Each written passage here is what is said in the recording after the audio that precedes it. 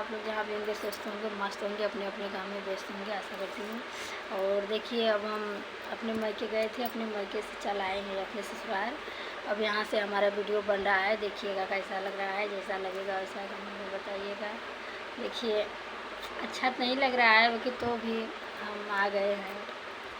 Mummy के घर जाता है तो कोई आने का नहीं सोचता है, क्योंकि क्या करी, लड़की लोग का ऐसा समस्या है औरत का कि ससुराल जाना ही पड़ता है, कोई भी हालत में ससुराल आना पड़ेगा।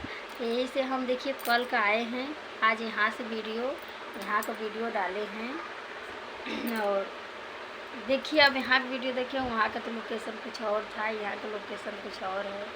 यहाँ पे अकेले पर गए हैं, वहाँ तो 2 जने रहे थे। और देखिएगा कैसा लग रहा है आज का वीडियो। और देखिए हम फिर मिलते हैं अगले ब्लॉग में। बाय। बताइए आप लोग कैसे हैं दोस्तों।